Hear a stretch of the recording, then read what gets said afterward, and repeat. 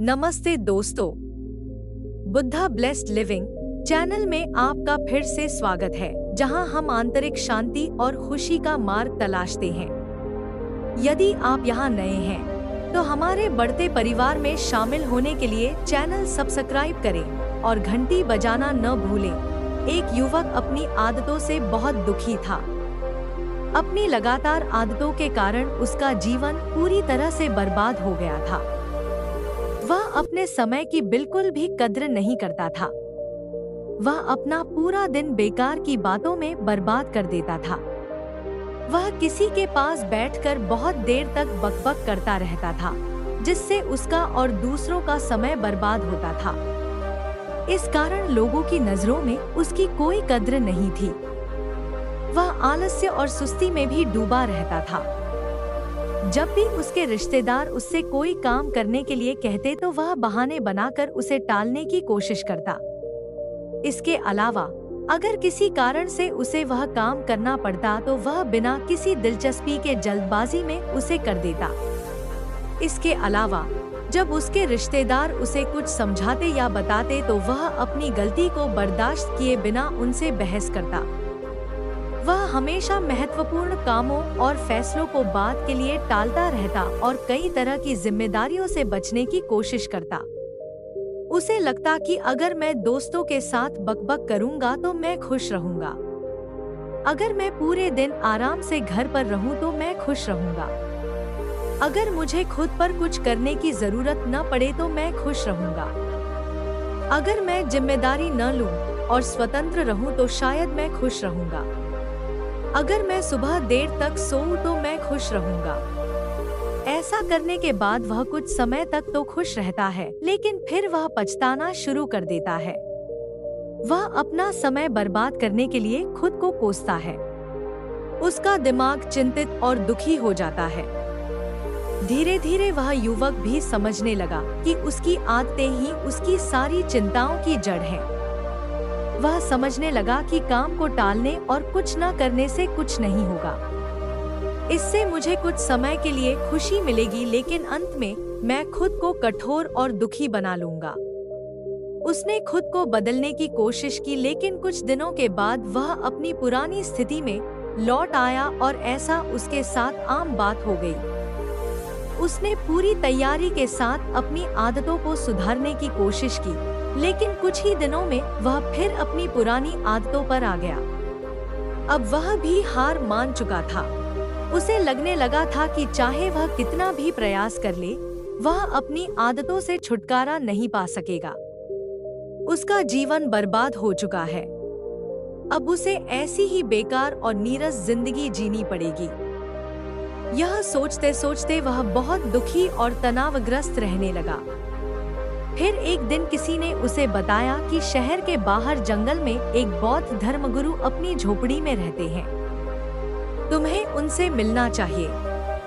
उन्होंने कई लोगों की समस्याओं का समाधान किया है। वे तुम्हारी चिंता का भी समाधान ढूंढ लेंगे।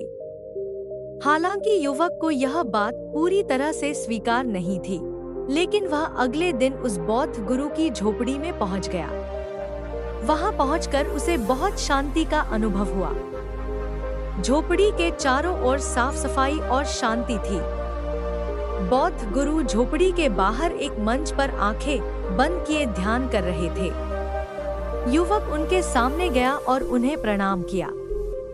तभी पादरी उठे और उन्होंने युवक से कहा कि वह हल्के से मुस्कुराते हुए बैठे। युवक ने पादरी को अपनी सभी चिंताओं के बारे में बताया कि उसे अपनी आदतों को कैसे संबोधित करना है, लेकिन वह हर बार विफल रहा।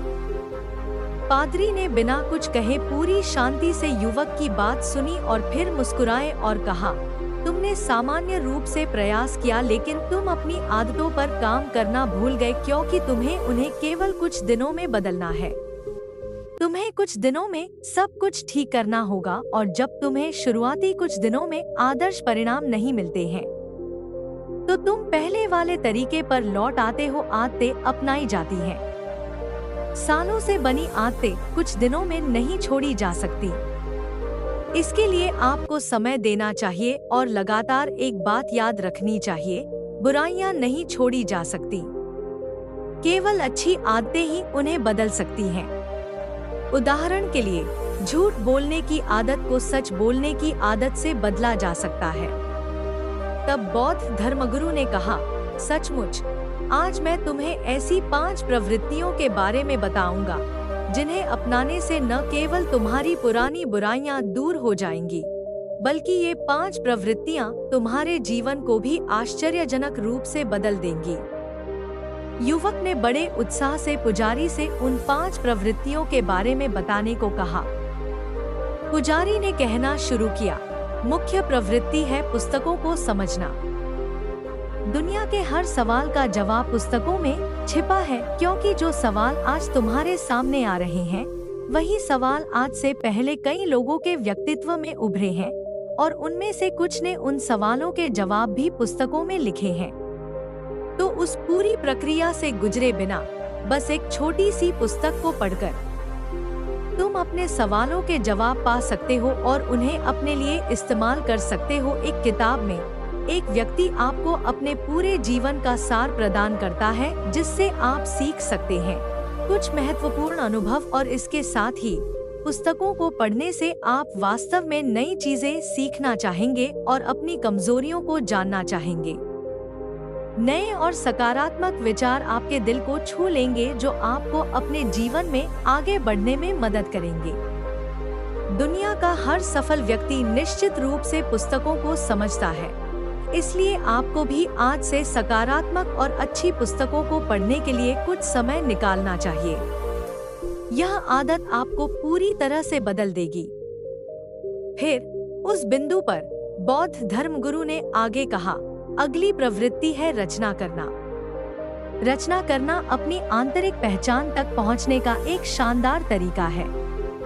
जब हम लगातार रचना करना शुरू करते हैं, तो हम अपनी वास्तविक आंतरिक पहचान को महसूस करना शुरू कर देते हैं। रचना करने का सबसे बड़ा लाभ यह है कि जब हम लिखने बैठते हैं, तो हमारा दिमाग भटकना बंद कर देता है और उस बिंदु पर ध्यान केंद्रित करना शुरू कर देता है जिस पर हमें लिखना होता है। कई विचार लगातार हमारे पास चलते रहते हैं, लेकिन रचना करने से वे विचार हमारे दिमाग के लिए काफी ताकत के क्षेत्र बन जाते हैं। पुजारी ने अपनी भौं पर उंगली रखते हुए कहा, हमारा दिमाग विचारों को इकट्ठा करता है और उन पर ध्यान केंद्रित करता है। इनका उद्देश्य याद करना नहीं, बल्कि नए विचार उत्पन्न करना है, और जब हम महत्वपूर्ण पुराने विचारों को एक ही स्थान पर लिख लेते हैं, तो हमारा मन क्रांतिकारी विचारों को उत्पन्न करने में सक्षम हो जाता है। हमारे जीवन में लगातार कुछ महत्वपूर्ण अनुभव होते हैं, लेकिन जब हम उस अनुभव से बाहर निकलते हैं, तो उस अनुभव का प्रभाव कम होने लगता है या हम उसे भूल जाते हैं। इसलिए महत्वपूर्ण चिंतन और अनुभवों को तुरंत रिकॉर्ड कर लेना चाहिए, क्योंकि जब अवसर आए तो हमें उन विचारों को दोबारा याद करने की आवश्यकता नहीं होती है। तब ऋषि ने कहा कि तीसरी आदत है प्रतिदिन चिंतन करने की आदत डालना। चिंतन वह माध्यम है जो आपकी सभी मानसिक समस्याओं का समाधान करता है। जीवन में अधिकांश समस्याएं इसलिए होती हैं क्योंकि व्यक्ति अतीत या भविष्य के चिंतन में खो जाता है, और चिंतन आपकी इसी सबसे गंभीर समस्या का समाधान करता है। यह आपको अतीत और भविष्य से खींचकर वर्तमान में ले जाता है, ताकि आप अपने वास्तविक स्वरूप को समझ सकें। इसके अलावा चिंतन करने से हमारा मन हमेशा के लिए भटकना बंद कर देता है। मन में विचारों की शक्ति कम हो जाती है, जिसकी वजह से अनावश्यक विचार हमारे पास आना बंद हो जाते हैं और हम अपने काम पर काफी समय तक ध्यान केंद्रित कर पाते हैं, जिसकी वजह से हमारी सफलता की संभावना बढ़ जाती है। इसी तरह ध्यान हमारे शरीर और मन को शांत रखता है और हम अंदर से आनंदित महसूस करते हैं, जिसकी वजह से हमारे जीवन में संतुष्टि और स्थिरता भी आती है। ऋषि ने आगे कहा कि चौथी आदत जो आपके जीवन को पूरी तरह से बदल सकती है, वह है प्रशंसा व्यक्त करने की आदत। आपके पास जो कुछ भी है उसके लिए प्रशंसा व्यक्त करना शुरू करें।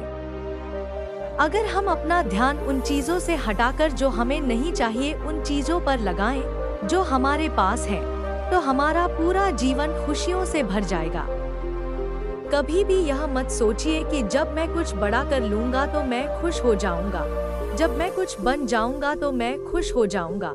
बल्कि आज जो आपके पास है उसमें, आज आपके साथ हो रही अच्छी चीजों में खुशी खोजें। आपके पास रहने के लिए घर है, खाने के लिए खाना है, पहनने के लिए कपड़े हैं, आराम करने के लिए स्वच्छ हवा है। आप इसके लिए भी आभारी हो सकते हैं, क्योंकि दुनिया में बहुत से लोगों के पास यह भी नहीं है। और तो और, संतुष्टि कभी भी किसी बाहरी चीज से नहीं मिलती। आनंद उससे नहीं मिलता जो हमने खरीदा है, जो हमने लिया है, जो हम बन गए हैं। बल्कि हमें खुशी तब मिलती है जब हम अंदर से महसूस करते हैं कि हमारे जीवन में कुछ भी बुरा नहीं है।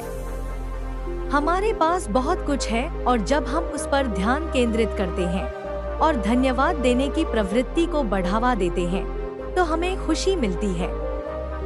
यह हमें बार बार याद दिलाता है कि हमारे जीवन में कुछ भी बुरा नहीं है, बल्कि हमारे पास बहुत कुछ है। तब पुजारी थोड़ा गंभीर हो गए और बोले, मैं इस बात से सहमत हूँ कि 5 प्रवृत्तियों में से एक जो आपको अपनानी चाहिए वह है धन्यवाद देने की प्रवृत्ति, क्योंकि यही वह प्रवृत्ति है जो आपको सबसे अच्छे तरीके से पूरी तरह से बदल सकती है। पुजारी ने 5वीं प्रवृत्ति बताई, जो तुम पाना चाहते हो उसके बारे में पूरे निश्चय के साथ सोचना शुरू करो। विश्वास करो कि अगर वो चीज तुम्हारे पास है तो तुम कैसा महसूस करोगे, कैसे काम करोगे। आज भी वैसा ही करो। खुद को उस प्रगति को करते हुए देखो और महसूस करो, और जो तुम पाना चाहते हो।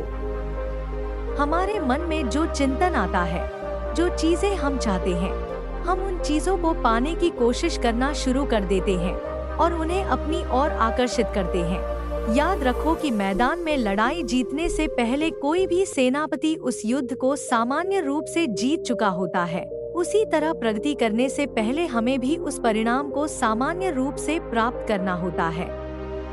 इसलिए तुम जो कुछ भी बनना या हासिल करना चाहते हो, उसके बारे में पूरे भरोसे के साथ सोचना और महसूस करना शुरू करो। युवक ने साधु के शब्दों का महत्व समझ लिया था। उसने साधु से इन 5 को करने का वचन ले लिया। उसने साधु को धन्यवाद देने के बाद वहां से प्रस्थान किया। तो दोस्तों, आपको वीडियो कैसा लगा मुझे कमेंट करके जरूर बताएं कि आपको वीडियो कैसा लगा। और अगर आपने चैनल को सब्सक्राइब नहीं किया तो चैनल को जरूर सब्सक्राइब करें। धन्यवाद। नमो बुद्धाय।